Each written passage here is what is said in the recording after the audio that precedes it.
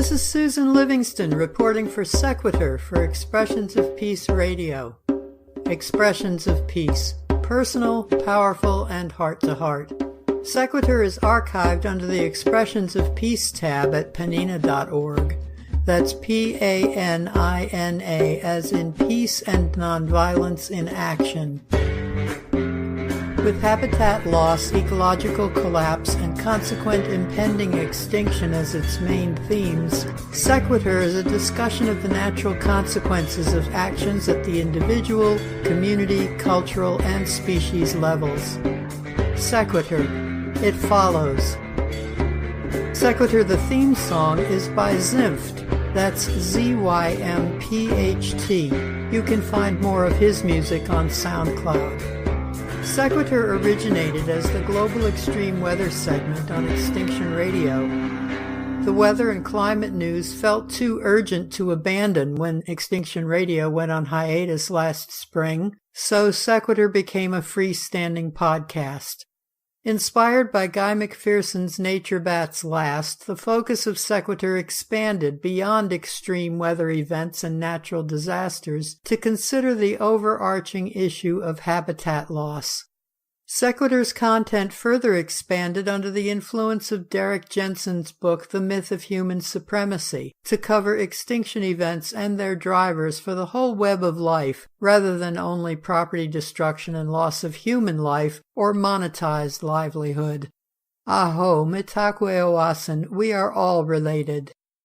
Sequitur's Soulful Recovery was named in honor of my featured guest today, my shamanic mentor, Linda Starr-Wolf. I met Starr-Wolf when she offered Awakening the Inner Shaman as a summer program with the Evolver Network in 2012, her first ever webcam offering, where I experienced a profound awakening. Our relocations had crossed. She and her late husband, Brad Collins, a shaman in his own right, had moved from the west coast to the Blue Ridge Mountains of western North Carolina right about the same time I moved from southwestern Virginia to the San Francisco Bay Area. I used some of my late mother's legacy to organize a half-day workshop featuring Starr-Wolf in Berkeley in March of 2013. I called it Shamanic Breathwork for Peace and Nonviolence. Expressions of Peace, Breathe Peace documents some of that event. That 30-minute video is archived on the Vimeo channel at vimeo.com/expressionsofpeace. The next year saw me as a rental crunch refugee in exile back in Asheville, North Carolina, just an hour's drive from Starr-Wolf's beautiful Isis Cove, and I was able to attend the last Wise Wolf Council in May 2015, as well as a half-day workshop in August 2016. This year, I plan to attend the Blue Star Council, a weekend retreat centered around the solar eclipse in August. They say wolves have enormous ranges, and it's a good thing Starr-Wolf likes to travel and have adventures, because when one has a thriving career doing presentations and lives in a remote area, one must travel long distances to work. Besides appearances from coast to coast for trainings and retreats, mostly in collaboration with former students, there have been recent excursions to Bali, Mexico, and South Africa, and I think there's another trip to Egypt coming up soon. I have a hard time keeping up with her magical mystery tour, but then I don't travel anymore. But if such spiritual journeys interest you, details can be found on the events page at shamanicbreathwork.org, where you will find links to upcoming events as well as to books she has authored or co-authored, featured on the homepage and in the sidebars. Shamanic Breathwork is the model Starr-Wolf has developed for guiding groups on the journey within. It is different from much of the trendier journey work that's going on these days, in that it doesn't rely on plant medicine for transportation. Starr-Wolf uses group process, chakra-attuned music, and individualized coaching with a sort of rapid yet deep breathing to stimulate the brain to secrete its own psychoactive chemicals. So the technique is highly accessible to those who are not tolerant of other forms of vision quest. Shamanic breathwork is different enough from other forms of breathwork that Starwolf was able to register a trademark for it. Yet it is similar enough to other forms that those who have studied Tai Chi or yoga or holotropic breathwork will experience themselves as being in familiar territory. I had been wanting to interview Starwolf ever since Sequitur Wetiko, but she was out of the country. She said maybe March would be best, since she would be back at home and working to meet April publication deadlines, but we'd best schedule it a couple of months in advance. I didn't get back to her until after the 1st of March, so perhaps you can imagine my surprise when she said she'd like to do the interview that same weekend. So, sooner than predicted, to spin a phrase, I am happy to bring you Linda Starwolf. I dare say in another couple of weeks I could have brought her to you with better sound quality, as I'm in the process of transitioning from Skype to Zoom. But I hope you will overlook the patchy sound quality in light of the enormity of the content. The first 15 minutes was on Skype, but the echo got so bad on her end that we switched to my free conference calling line, which can only ever be as good as the tinny mics they put in phones these days. And since we were uncertain how much of the Skype recording was going to be useful, we sort of started over. So, dear listeners, I give you a 2-part interview with Linda Starwolf, with a cultural enhancement as an interlude between the 2 parts. Okay, we've got a signal. I'm going to get back to my Skype screen here so I can see your lovely face. Good to see you. You too. I sort of made myself an outline, some of the things that have been on my mind. I ordered the book, I just finished reading it, called Columbus and Other Cannibals. Oh, yeah. By Indigenous historian Jack D. Forbes. Right. And that's all completely organized around Wetiko. Wetiko is personified as a monster that eats people. In other words, a cannibal. And so we've even consumed the title Americans. We are not Americans. We are Europeans. Right. You know, the indigenous people of this continent had even their name taken from them and concluded that Wetiko is endemic in European culture. Not that it's unknown in indigenous culture, but it's considered a mental disorder, basically, cannibalism. And that's as distinguished from the eating of flesh for honorary reasons. Right. You know, there's some traditions around that too. But that's a different thing entirely. That has nothing to do with Wetiko. Right. Wetiko is very closely connected to greed, which is taking more than we need and giving nothing back. For me, what it's correlated to is consumerism. I think that cannibalism is consumerism, and I'm going to ask that this become a Starwolf quote. Consumerism is cannibalism run amok in consumerism.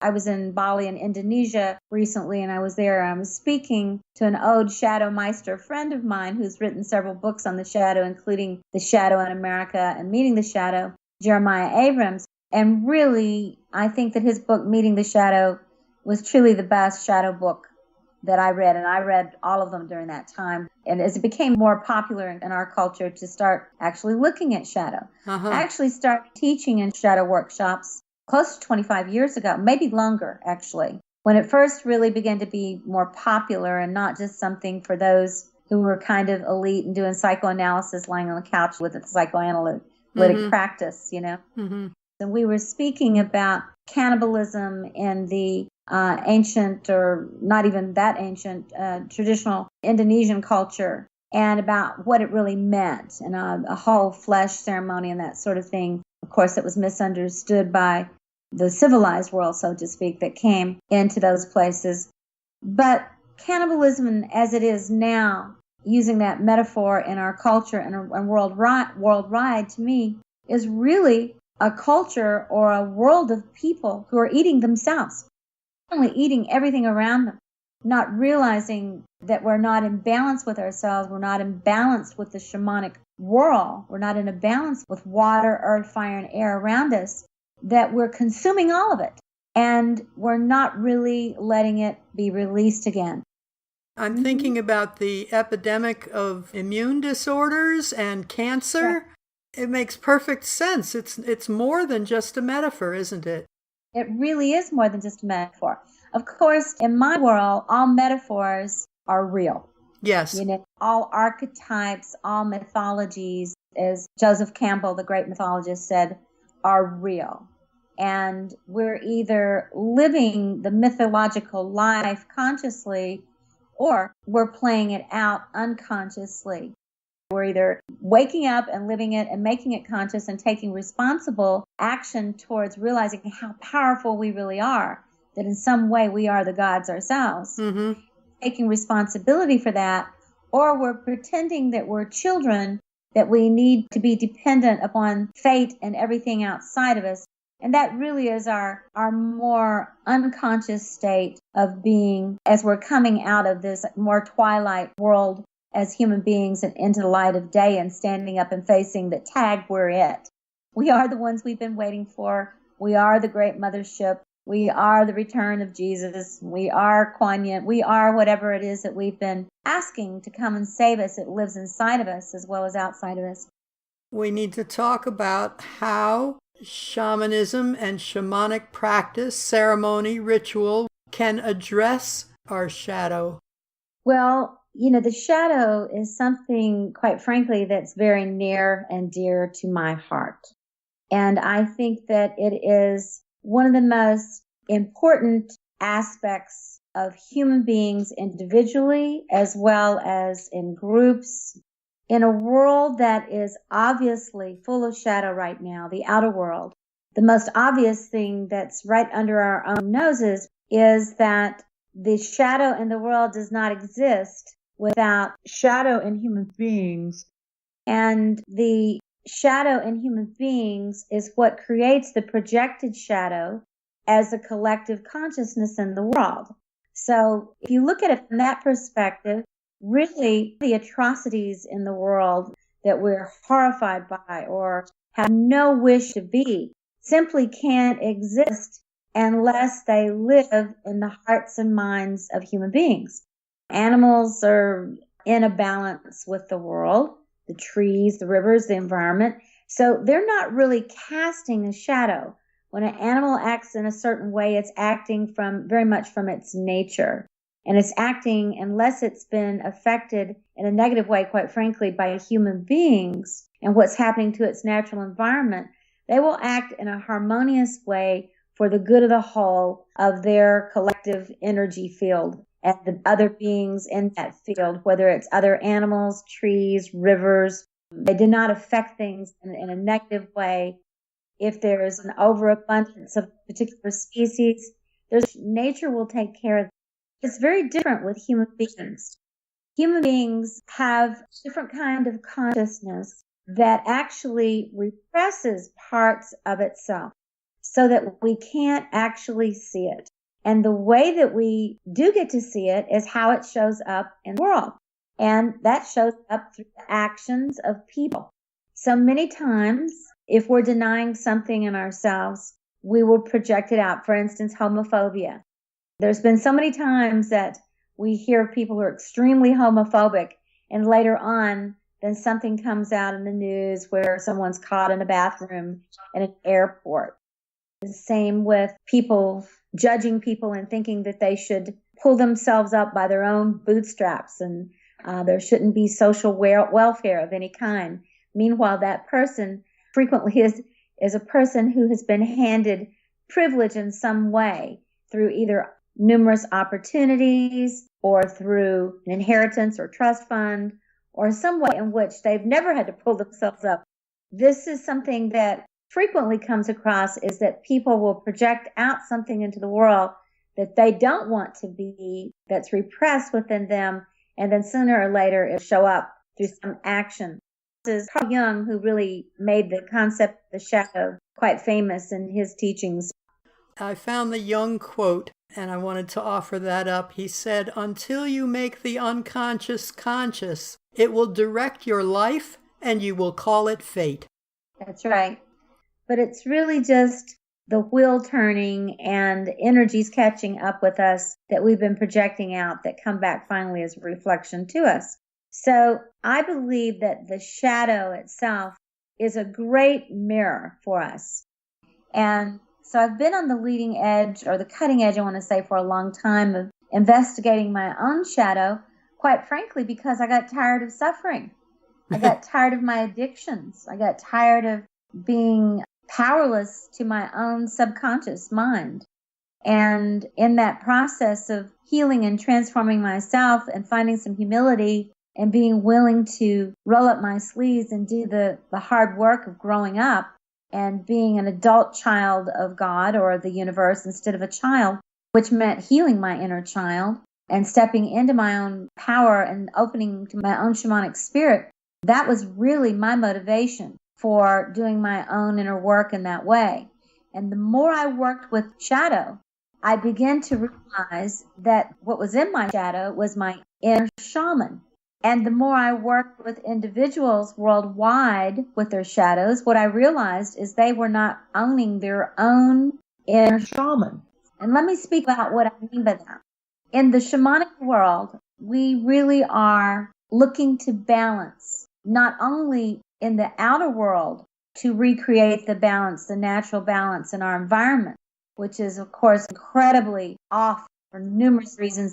The great oceans that are being affected by the meltdowns of the nuclear power plants or overfishing, the great forests and trees that are being burned down for palm oil in Indonesia and around the world, and all the many creatures that create the ecological balance, such as the wolf, as apex predator in America and in other places around the world, and the lion in Africa. And as these creatures, especially the lions and certain types of wolves, border sometimes on extinction, that all of these beings create the balance of the waters, the fire, the earth, the air. And if we can begin to own our own shadow, which is that we are shamanic, it's our birthright. And Grandmother Twilanich of the Seneca Nation, my adopted grandmother, said that all of us are native to the earth. Each one of us has a shamanic birthright, and not only right to balance our own, but a responsibility to then do our right in the world. In other words, our ritual in the world of helping to keep the balance. So it brings a whole different awareness and consciousness to us when we realize that we have a shaman within that we need to reawaken and bring into consciousness, who can help us deal with our shortcomings and our shadows and transmute them and transform them and help us to become the best that we are, knowing that we're not perfect, but making those great strides and making, as my friend Jeremiah would say, the moral effort to see the difference between right and wrong and to be able to know what that is, because we can see the imbalances in ourselves, and then we can therefore see them in the world instead of just being a victim and say, oh, look at the world that's going, to really see those imbalances and then to make the moral effort to change them within ourselves and then to reflect that back out into the world. And I'm absolutely fascinated by the connection that you're drawing between the cultural shadow and the personal shadow, that they really are one and the same. And that ties right back to the mirror neuron research, which basically says that we wouldn't be able to look at a Donald Trump and say, oh, he's impulsive, if we didn't ourselves have that impulsivity trait lying within us in our shadow. And that's exactly the kind of mirroring that we need desperately in this overblown, consumer-addicted culture that we're living in. Donald Trump is a great shadow for many of us. And it shows really the division in the United States of our culture, but it also shows a division in the world. And I think one of the biggest things that it's doing, this whole thing make America great again is this call to this kind of simpler mind, and our consciousness of kind of wanting to climb back in the womb and to go back to some idealized time when it was just our country and we didn't have to worry about other countries, when we just worried about our town or our people or our race or whatever, and we didn't have to worry about the sixth mass extinction that's upon us. We didn't have to worry about the waters all over the world. We didn't have to worry about the atmosphere, the surrounding the whole world. We could just worry about our neighborhood. And things now are in such global proportion, and it's so big. It's so huge that I think it's overwhelming for people's minds sometime. And it's kind of, we begin almost this, I'll just take care of my little pocket and make sure that everybody's okay in my neck of the world. It comes from a feeling of overwhelm, I think. So we have a big daddy Warbucks, with lots of money and lots of promise he's going to make America great again. He's going to take care of all of us, and we can just be children. And of course, at this time on the planet, none of us can be children any longer. Children can barely even be children anymore, with all the dying, starving children in Syria and the refugee children in Darfur and all over, and in America too, in the slums of our cities. Even children can't be children anymore. So it's not a time to be children. It's not a time to disappear into the Neptunian world. We certainly have to find our place of respite and sit by the still waters. But this is a time of fire on the planet. We're in the fires of transformation, and it's time for us to look at our own shadows individually and collectively. That concludes part 1 of the 2-part interview. And now for our cultural enhancement, I'm going to share with you an excerpt from another book I read recently. Like most nature lovers, I was familiar with the work of James Audubon and John Muir, but it wasn't until a recent Nature Bats Last podcast that I heard Guy McPherson mention Aldo Leopold as one of the founding fathers of conservation biology. Leopold's work was independently recommended to me almost simultaneously by Zimft as the originator of the notion of a land ethic. Those 2 words, land ethic, go straight to the heart of my admiration for indigenous wisdom and my support of the Standing Rock water protectors. So I got a copy of a Sand County Almanac and sketches here and there, written in 1949, and I've prepared an excerpt for you from one of those here and there sketches. But first, the backstory. On 11 May 1947, in Wyalusing State Park, the Wisconsin Society for Ornithology had dedicated a monument to the passenger pigeon, which had gone extinct half a century earlier due to a combination of overhunting and deforestation. And by the way, the name passenger is actually a bastardization of the French passager, which indicates that the species was migratory, unlike the sedentary urban pigeons that are so plentiful today. Now I give you a sample of Aldo Leopold's moving, poetic, and prophetic prose from his essay on a monument to the pigeon. It is a century now since Darwin gave us the first glimpse of the origin of species. We know now what was unknown to all the preceding caravan of generations, that men are only fellow voyagers with other creatures in the odyssey of evolution. This new knowledge should have given us by this time a sense of kinship with fellow creatures, a wish to live and let live, a sense of wonder over the magnitude and duration of the biotic enterprise. These things, I say, should have come to us. I fear they have not come to many. Our grandfathers were less well-housed, well-fed, well-clothed than we are. The strivings by which they bettered their lot are also those which deprived us of pigeons. Perhaps we now grieve because we are not sure in our hearts that we have gained by the exchange. The gadgets of industry bring us more comforts than the pigeons did, but do they add as much to the glory of the spring? For one species to mourn the death of another is a new thing under the sun. The Cro-Magnon who slew the last mammoth thought only of steaks. The sportsman who shot the last pigeon thought only of his prowess. The sailor who clubbed the last auk thought of nothing at all. But we, who have lost our pigeons, mourn the loss. Had the funeral been ours, the pigeons would hardly have mourned us. In this fact, rather than in Mr. DuPont's nylons or Mr. Vannevar Bush's bombs, lies objective evidence of our superiority over the beasts. The pigeon loved his land. He lived by the intensity of his desire for clustered grape and bursting beechnut, and by his contempt of miles and seasons. Whatever Wisconsin did not offer him gratis today, he sought and found tomorrow in Michigan or Labrador or Tennessee. His love was for present things, and these things were present somewhere. To find them required only the free sky and the will to ply his wings. To love what was is a new thing under the sun, unknown to most people and to all pigeons. To see America as history, to conceive of destiny as a becoming, to smell a hickory tree through the still lapse of ages, all these things are possible for us, and to achieve them takes only the free sky and the will to ply our wings.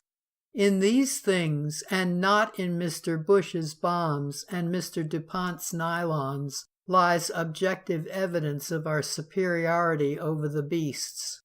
Unquote. I invite you to visit aldoleopold.org. That's ALDOLEOPOLD, to find out more about his work and perhaps order some of his writing or some of his artwork or other commemorative items. I got a refrigerator magnet with the following words of wisdom printed over a prairiescape. Quote, "There are two things that interest me, the relation of people to each other and the relation of people to land." Unquote. Or better still, you can plan a visit to the Leopold Center in Baraboo, Wisconsin. And now, before we resume our visit with Linda Starr-Wolf, I remind you that you are listening to Sequitur, a production of Expressions of Peace, personal, powerful, and heart-to-heart. Sequitur is archived at panina.org, that's PANINA, as in peace and nonviolence in action. Okay, you're on, Starr-Wolf.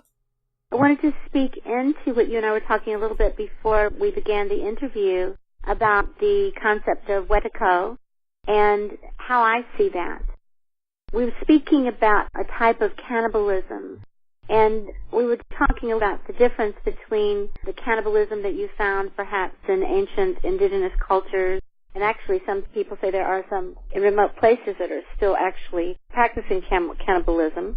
But that really had to do with more of a cultural honoring of the flesh, and people who've studied anthropology and different cultures really understand that. But that's not what we're talking about. We're talking about a type of cannibalism that is not based in any of that kind of cultural roots at all. The type of cannibalism that we're speaking about now is a part of our shadow. And what I believe is that our consumerism has turned into a type of cannibalism where we're not only consuming everything around us with this kind of greed, with this kind of taking without giving back, but also that we're beginning even to consume ourselves, where we're actually feeding on ourselves and wasting away. And we can see this happening all around the world. We've forgotten this is a shamanic world and that we're interconnected, and that if we're not balancing the elements of water and air and fire and earth, which we're all made up of, within ourselves, and taking our shamanic birthright, our shamanic responsibility to care for ourselves and to balance those things, which means not overeating or overpopulating or being out of balance with our outer elements, that if we're not balancing in both worlds, in the outer and the inner, then we have indeed become cannibals in the worst sense of the word, and that a shadow that we don't even realize that we've projected. So we look out in the world with this fear that we're not going to get enough. We're not going to have enough food. We're not going to have enough weapons of mass destruction. We're not going to have all these things. And so we take more and more and more, and we hoard. So we really cannot stop the flow of energy and hoard things and be in this greed and consumerism that I must have all this and consume, because we will really mass destruct. And of course we're seeing that worldwide in so many ways. Burn all the trees down so we can have palm oil that goes into almost every product that's on the grocery shelf. So we burn down all the trees, so then we affect the air. Or we have the canned camp with lions, with wolves, with different creatures all over the world where people can go and, for $500,000, shoot a white lion and bring its head back and put it on the wall, as some sort of status symbol, because there's some way in which I've conquered this outer beast. It's on the internet and it's on Facebook. We almost would have to be completely cut off from media these days not to see the shadow of what's happening all around the world. And yet at the same time, a good portion of people are choosing to let their shadows act out in addiction so it can numb them from the fear of not having enough and then also not being able to do anything about it, not having the power to do anything about this massive cannibalistic Wetico shadow of consumerism. I wonder if you could talk a little bit about how you're using the word addiction. I know that you're using it in a broader sense than somebody who's addicted to some pharmaceutical substance. There's a lot more to it than that. Oh, yes, absolutely. Well, addiction is always about a lack of self. Addiction is always about a lack of power. It's always about there's some place inside myself where I sense that I have disconnected, disassociated, or dislocated, and where I have had soul loss. And there's part of me missing. So I need to fill it up with something. I need to replace it with something artificial because part of me is missing. And when a part of us is missing, if we don't actually discover what that part is and bring it back, which is the true meaning of soul retrieval, and now I refer to it as soulful recovery, soul-filled recovery. If we don't bring those parts of ourselves back, what we then do is we replace it with substitutes for love. We replace it with people, places, and things.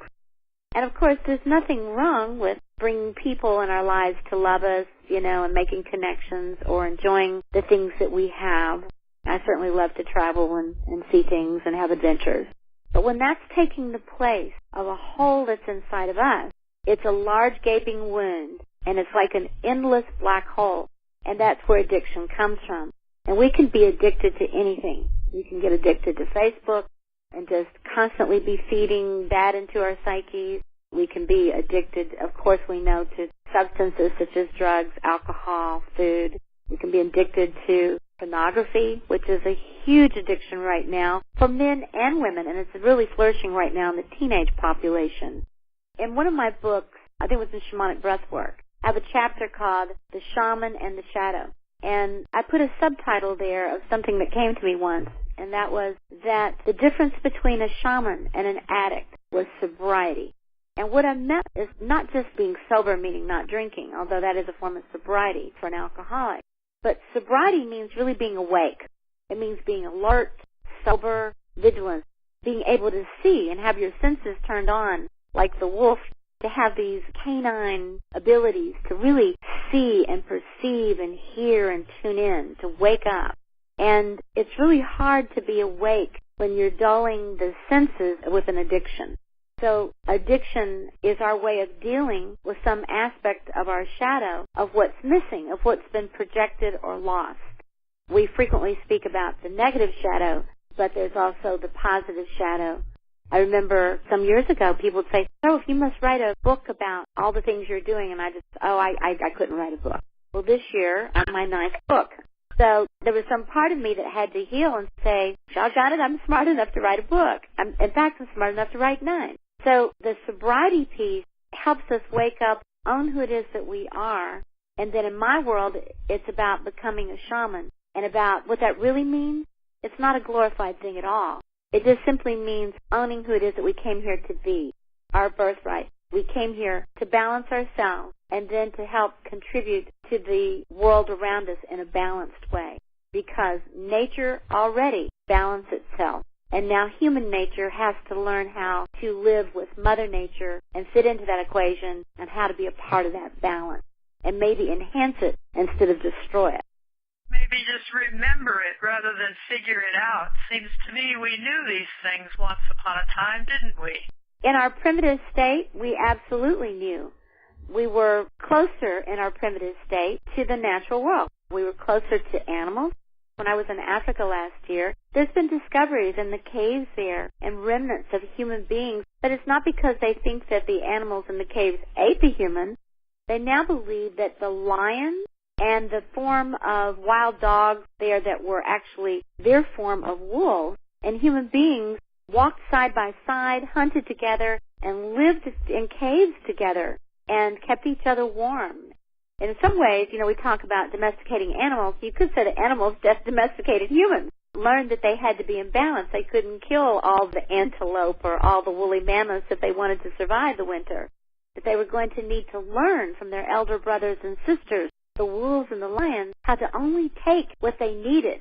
And then after they had taken what they needed, to leave the rest for the vultures to come, for the jackals to come, for the dung beetles to come, and for the hyenas to come, for the other things to come, because there was a way in which everything in nature must benefit. It must serve the good of the whole in order for all of us to be in balance. This sounds like the zero waste movement, doesn't it? Yes, absolutely.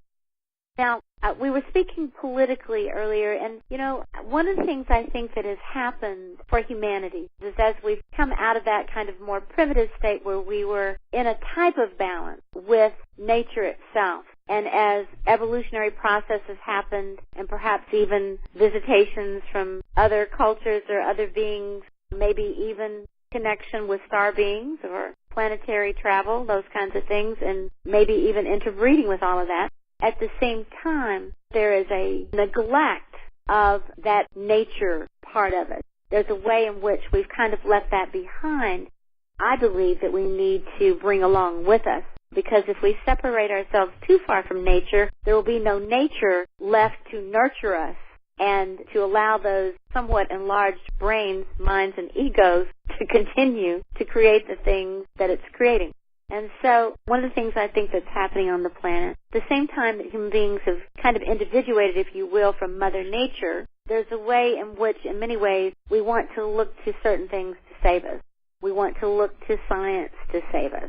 We want to look to our rational minds to save us in some way. And I'm not sure, save us from what? Maybe save us from the simple fact that we are part of nature, that we all are going to be born, live our lives, go through experiences, and return to nature in that deathing and rebirth process.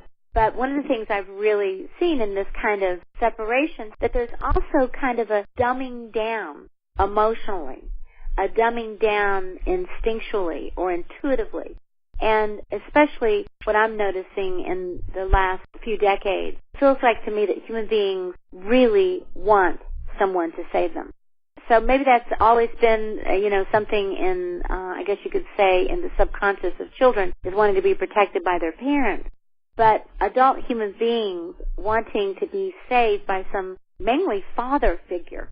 And looking out at the world right now, it feels to me that politically that's what has happened, especially with our last election, was someone who has unlimited wealth, unlimited access to almost everyone and everything in the world. Just as a status symbol or an archetypal symbol that the president, especially the United States, is seen as the most powerful person in the world, who's been elected is this multi-billionaire person who has all this power, who could conceivably be the great daddy of us all, who could make all these changes, could do all these things for good. And I can't help but wonder even if the president himself maybe believes that. Maybe there's a part of him that believes when he stands and says, I'm going to make America great again, I'm going to do these things in a certain way. There's almost this misguided patriarchal and paternal energy believing that overall that the American people and the world wants him to be kind of a dictator. Because, when you're a little kid, dads kind of are dictators. Parents kind of are. This is what you're going to do. This is what you're going to eat. This is where you're going to sleep. This is the way it's going to be. I know better. I'm going to make the decision, right? And you don't need to know too much. Don't you worry your pretty little head about it. I'll take care of it. And I think that there's kind of a massive overload in people's psyches right now from all the technology, from all the warnings about global warming. I think that many people hope it's not true. They hope it's just kind of a boogeyman in the closet, that oil is leaking in massive gallons into rivers, streams, and oceans, that nuclear power plants are breaking down, that massive tree destruction is destroying our atmosphere, along with the oil addiction. Speaking about addiction, the great oil addiction that we all have. There's no one on the planet that's not addicted to oil, hardly.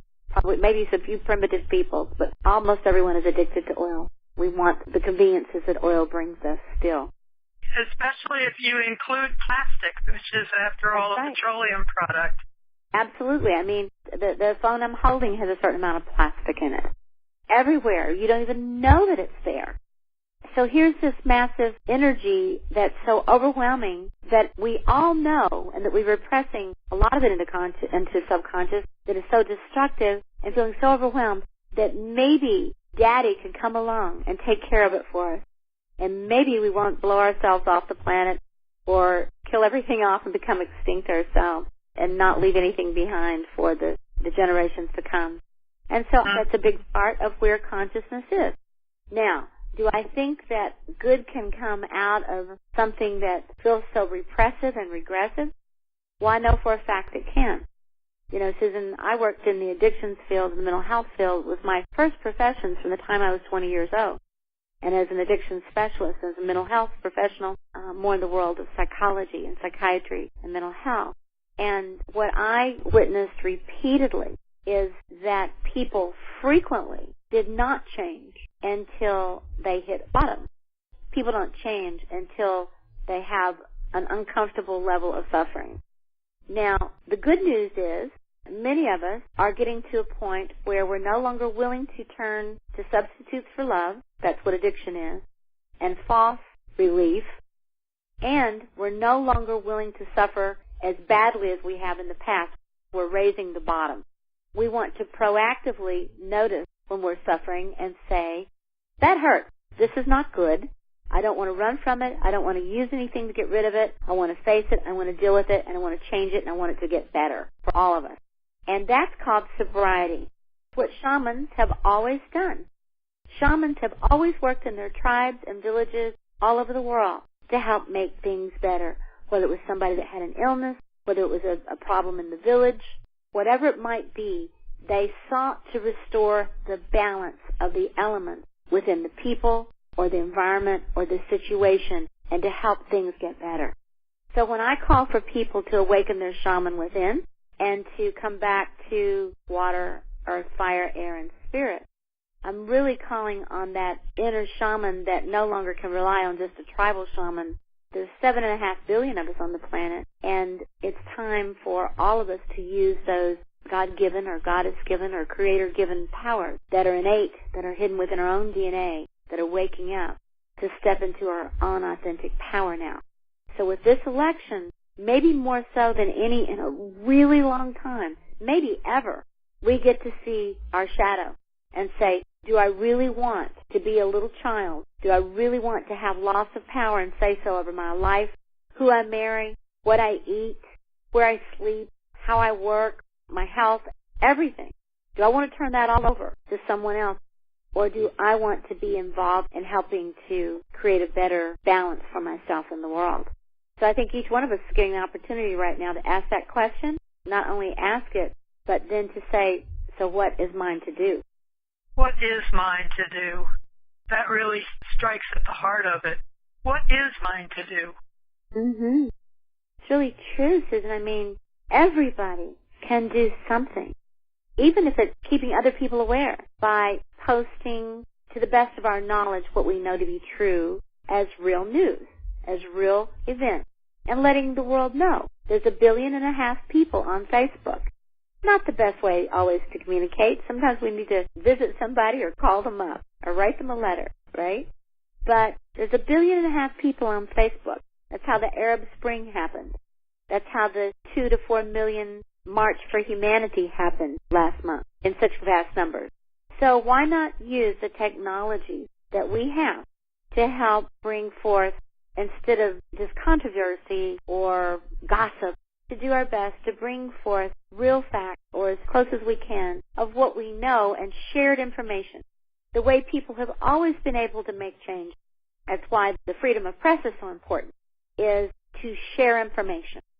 On a very personal level, we can do our best to take care of ourselves, to find out and discover how to feed ourselves and how to live just ourselves each day in a better balance. That's something that's a very individualized thing, just like certain plants need a lot of water, some need more soil, some you can even have air plants.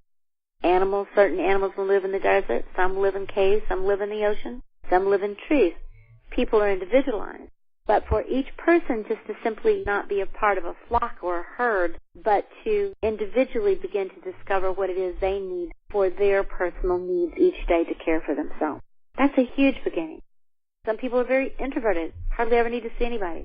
Some people need to be with people a lot. Yeah. The skill we need to acquire is the skill to give and receive useful feedback, and that definitely takes another person. We have to be in connection with at least one other person if we're going to get any feedback at all, because along with our shadow, we have a blind spot. It's hard to see our own shadow without another person to hold up a mirror. It's so true. Animals show us our shadows, too. It's funny because if I've been on the computer too long, my dog will come. He'll throw his bone at me. He'll throw his toy at me. He'll, try to get me to play. And then if I ignore him, he'll sit there and he'll look at me pleadingly and pathetically, trying to make me feel sorry for him. And then if I still don't get it, then he'll go over and lie on the couch where I have to see him on his back with his paws in the air like he's dreaming that he's running and like he's dissociative. It's like, finally I'm like, okay, you need a walk. And he's going, no, you need a walk. So, to have something living around us, people, animal, will show us our shadow. There's no way it doesn't show our shadow. Well, I'm feeling like we should probably wrap up here, and I want to give you a chance before I turn off the recording to say what you're working on. I know we had to wait until this month until you returned from your travels, and you've got publication deadlines coming up next month, so I'm very interested in getting a sneak preview on what it is you're writing. Well, I'm writing on two major projects. Actually, I just completed the book that comes out hopefully May 1st. And I'd like to mention my co-author, Nita Gage, my dearest friend and colleague for close to 30 years now. She lives out in the San Francisco Bay Area, and we'll actually be out there in July, right after the 4th. And we've co-authored a book together called Soul Whispering and the Art of Awakening Shamanic Consciousness. It comes out through Inner Traditions International, Bear and Company, and that book is really the collective wisdom of Nita and my individual and separate and also collective journey and how they've intertwined with one another throughout the years. Hers more from the medical field, mine more from the psychological field, and how we both stepped into our shamanic path and have taken that back out into the world in an effort to help restore the balance to ourselves and to the world, listening to our own soul whispering and helping others listen to their soul whispering and being able to be soul whisperers for others until they can hear their own. Also, right before we got online today, I was sitting here writing for a book that's coming out on Sacred Messengers of the 31st Meridian. That's the working title, and Shamanic Mysteries of Africa. And my co-author with that is Carly Matamore, who came through my program as a student, and then we've become very close friends and colleagues. She lives in Springfield, Illinois. And I was just sitting here writing right before we started to talk on the meditation, shamanic journey meditation, about our journey to Africa last year and being at the oldest medicine wheel, the calendric calendar called Adam's calendar that scientists have found, 75 to 150,000 years old. And about what it means to become a sacred warrior, especially at this time, and what that means, a sacred spiritual warrior. So that book is being written and will come out sometime next spring. And I just got from Teotihuacan, where we took 29 people through some powerful shamanic initiations, where we entered at the beginning of the lunar eclipse and came out on top of the Pyramid of the Sun at the solar eclipse. And ranting in Mexico on the top of the Pyramid of the Sun, bring down the wall. Bring down the walls that divide us and keep us from love and community and global consciousness, and keeps us from the true magic. I do want to put a plug in for a couple of events we have coming up. I'm going to be in Sedona with Don Miguel Ruiz and a group of people there in April for Gathering of the Shaman, a weekend with a lot of shamanic teachers. I think there's probably about 300 people that show up for that. You can find it on my Linda Starwell Facebook page. I also have a Shamanic Mysteries of Egypt mystery school starting here at my home at Loveland.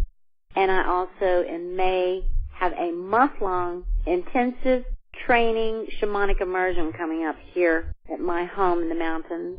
We have people coming from Australia, England, and all over the country for that for a month.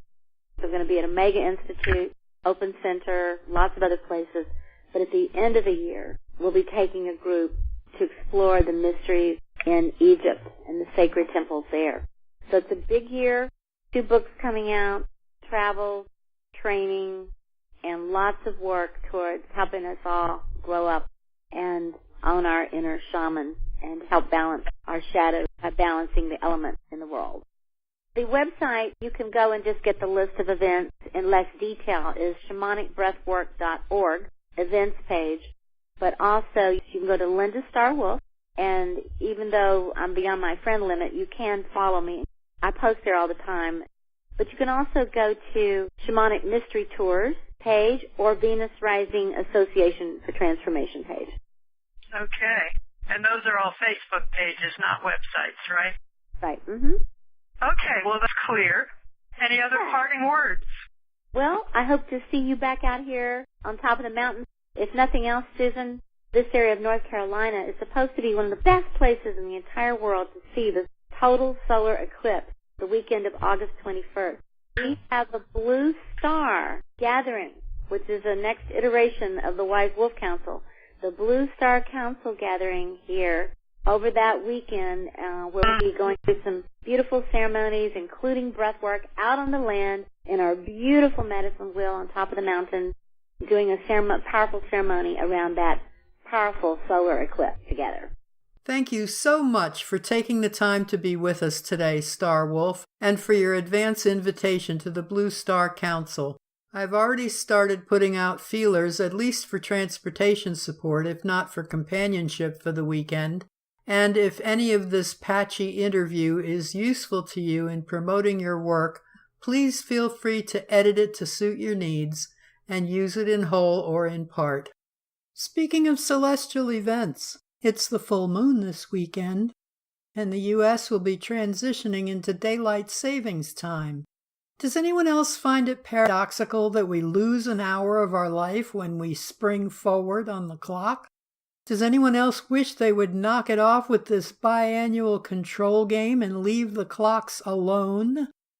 10 days from now is the vernal equinox.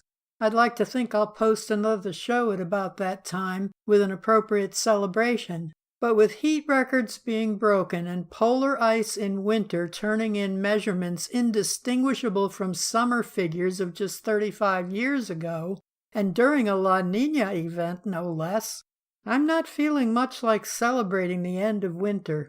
More mundanely speaking, the monthly 4-day driving boycott starts on the weekend this month, so maybe more of you will be willing to participate. It's from the 11th to the 14th, inclusive. This would be a good month to adopt the habit, since next Sunday is the 14th anniversary of the invasion of Iraq, undeniably a war for oil. And speaking of wars, this Thursday is the 49th anniversary of the My Lai massacre. Closer to home, this Wednesday is the 42nd anniversary of the Watts riots in Los Angeles. So make it part of your spiritual practice to refrain from driving for 4 days each month, to grow up, step into sobriety, and take responsibility. and perhaps find other ways that you can refuse to participate in this culture of violence and separation. Thanks again to Star Wolf for the virtual visit last Sunday, to our listeners for your patience with our lame tech, and to Zimph for the Sequitur theme music. Until next time, this is Susan Livingston.